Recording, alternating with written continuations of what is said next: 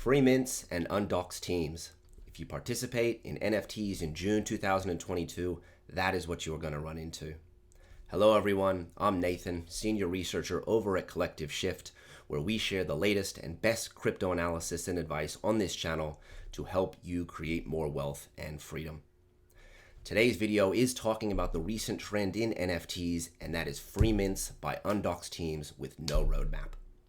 In this video, we're going to break down two questions. First, are you participating and giving a chance to undoxed teams with no roadmap and free mints? Second question, am I giving a chance to undoxed teams with no roadmap and free mints? Let's analyze those today. Before we dive in, just a quick reminder that if you're enjoying this content, please take a moment to like the video, subscribe, turn on notifications so you don't miss out on our latest advice. Additionally, check out CollectiveShift.io, our platform, where we have foundational research related to our investment portfolios, 3 different portfolios, assets, and also a dedicated airdrops page. Now, let's get right into the content today. We are talking about the newest craze in NFTs, and that is teams that are anonymous, who release free mints of quite meta projects. And recently, it's been a case study in what is termed calculated ugly. Now, if we have a look at OpenSea and the rankings here, we'll probably see 5 or 10 different free mints that are popular right now in a short time span. It all started with GoblinTown.wtf and their calculated ugly collection. And since then, we have spawned a lot of new free mint collections. Looks like they're pretty easily created and released by anonymous people. So we've got the other popular one is We Are Going to Die, now at 0.65 ETH. GoblinTown's up to 6 ETH. And then there's other ones on here. It looks like FTC official. We've got things like Trolltown, Tower of the Occult, which I think is a newer one today. If we have a look at the goblins, here they are. A lot has been talked about with the goblins and how they are so successful when actually they are so ugly. And this all goes, a lot of threads have been written, a lot of things have been talked about related to the team. And it's pretty much broken down to technical competence, storytelling, community building, and then also finances as well. We all want to be in a position to earn exponential wealth. And somehow the goblins have done it for us. You can see here the website that everybody's been impressed with. The culture that they've created is also very impressive. Close that because it's making noise. Something that people have talked about is that culture that they've been creating. And pretty much before GoblinTown, we all used pretty generic font sizes when it came to our Twitter usage. And GoblinTown has turned that on its head. Just one of the examples of the culture and the community building prowess that they have. There is no Discord, so no private community, which is a spin and a change from typical NFT collections that started in 2021 that stressed private community, that stressed, access to elite information. Here, the whole story and the whole community, everything lives on Twitter and in the public space because there's no Discord and the website has pretty minimal functionality. We're also looking at We Are All Going to Die. Here's another one that they've got their own special text that is written everywhere, so all of their communication is in this special, medieval type text. And then it looks like the most recent one, it didn't pop up. But all of this related to these free mints, undoxed teams, no roadmaps, has led to a continued increase in the market cap of NFTs. We've been tracking the market cap, since 2022 on NFT Go. We touched 36 billion. We've had a bit of a regress, obviously, with the market and Bitcoin. But actually, this little pump up here, at least this flattening period that my mouse is indicating right now, that has really been the time period when we've had this meta trend of free mints. Now, to oversimplify the NFT marketplace, it is so funny how this often happens. I saw goblins at 0.3, and I thought, you know what, they're kind of ugly. I really did. I thought I could see, I'm no artist myself, so I could see that there was some talent there, but I couldn't see, the extreme talent that's really there, because I really thought, what the hell is that? When really, at 60th floor, everyone talks about what a brilliant display of modern art. But it's not just the modern art by itself. It's the community building. It's the no discord. It's the changing of pretty much values and aesthetics and pretty much culture within the NFT space. A lot of threads have been written on it. One of everyone's favorite analysts is Andrew Wang, and Andrew Wang had a pretty good way to break it down and pretty much talked about GoblinTown and WAGDAI as being high context or low context. Low context is explicitly verbal communication, and belonging is easy. You know, buy a Bored Ape, join our private community. There's pretty much a bit of a roadmap there if you want to be a Bored Ape. Put it as your Twitter display, ape follow ape, blah, blah, blah.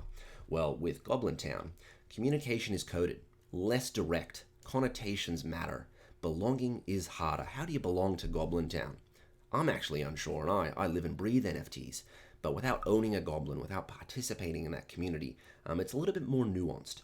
So I thought this was a wonderful way to break it down in between low context and high context. And this is just one aspect of why these free mints, in my opinion, are doing so well. Now, the question that we wanted to start out with today is, are you giving Undoxxed teams, free mints, a chance? So that is the question today. In a second, we'll look at a thread by Saigar, and pretty much just gives us, who's an Azuki dev, and pretty much gives us some guidance and tips related to free mints with no roadmap. Because as Saigar says, that's the current NFT meta theme right now is, free mints with no roadmap. Now, before we get into that quick little primer and context, or that primer around minting, the question comes to, am I going to participate in free mints by Undoxxed teams? And for the most part, my answer is no. What I've noticed with these free mints is the access to information and the asymmetrical information advantage is held by major NFT alpha groups and by those that watch the blockchain closest.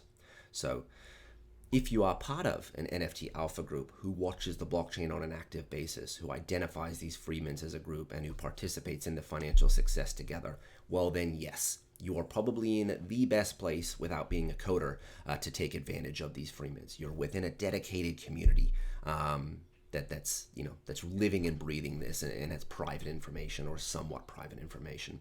If you do not, you're most likely finding out about this stuff on OpenSea and Twitter, and therefore your asymmetric information advantage is pretty much gone. GoblinTown was a rare exception because it was the first. It was on Twitter and OpenSea at 0.3, 0.6, 0.9. I didn't pull the trigger like many, and then it ran up to 6.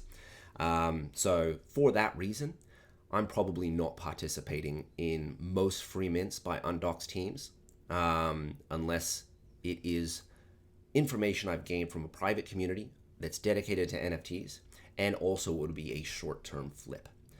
From what I've seen in 2021 and beyond, related to derivatives, crossover collections, spin-off collections, meta projects, is they don't last too long. And if you or I really want GoblinTown to, say, have a $5 billion, $10 billion valuation like Bored Apes, we can see that, the market expects a lot from you and from the team. I saw someone said that, there's no rules for the team. They don't have to be doxed. They don't have to be public. And while they don't owe it to anyone to do it, in my opinion, the market demands it. So once GoblinTown hits, 2 billion, 4 billion, 5 billion, and mainstream media picks up on it, how far is the Undoxxed team going to be able to take this? And I'm super fascinated to answer that question, or, together, and to watch it. Now, I guess that answers my question. Is I am not giving these Undoxxed free mints a pass unless the information from minting or from purchasing early on secondaries come from trusted sources within NFT dedicated circles. So I guess that opens it up to you. And are you participating in free mints? Are you giving a chance to Undoxxed teams? And if you are, let's quickly go through Saigar, and he wants to give a quick primer on the ways to be safe with mints. First off, always use a burner wallet. Makes sense. Mint from the contract whenever possible. What does that look like? If you're watching this video, you probably know, but let's have a quick recap. Here we are over at Etherscan at the We Are All Going to Die contract, the WAGDAI contract. If we head over to contract, let's pretend this is still minting. We will come over to contract, we will connect our Web3 wallet, and then we'll go to write contract. Then within the functions down here, all these functions for different NFT smart contracts are going to be different, but one of them should say mint, and then you will actually press write if you wanted to mint one. But WagDai is all minted out, but that is how you mint directly from the smart contract. And give some very good Saigar gives some very good tips about minting from the smart contract. I think the last thing that I wanted to mention, I think that might have been it actually. Yes, if the contract is unverified on Etherscan, run for the hills. Now, for those that don't know, when people say verify the contract, please verify the contract, dev, if you've ever seen that in Discords, that actually means if I went to the contract page and the smart contract was unverified, nothing would show up here, and it wouldn't be open source, and I wouldn't be able to download this. So that just gives a little context there around make sure the contract's verified. And that's probably where we will end off today. So congratulations to anybody out there who's been participating in the free mints. I think it's a wonderful way to get new members and new users into the space. The downside is pretty low if you're able to actually mint, because minting usually costs about $10 to $30, and if the NFT goes to zero, it goes to zero. Hopefully it's not a hard rug or a slow rug. Hopefully there's good intentions there. To answer our two questions from the day, are you giving Undoxxed teams a chance, and are you participating in free mints? Now the other question, am I participating? And the answer is, for the most part, no. I'm probably going to skip this meta short-term trend that I think is just a short-term trend. I think free mints is a foundational concept that crypto will work with, not only on Ethereum, but on future blockchains as well, like Arbitrum, Optimism, and other non-Ethereum blockchains. So I think the free mint mechanic is still going to live on, but I am not participating for the most part related to this short-term meta trend that's going on right now. And that's probably where we'll end. Thank you so much for being here. Really appreciate anyone that got this far. Just a reminder to like and subscribe and hit follow if you enjoyed the content. And of course, check out CollectiveShift.io. Thanks again. Really appreciate anyone that got this far. Bye for now.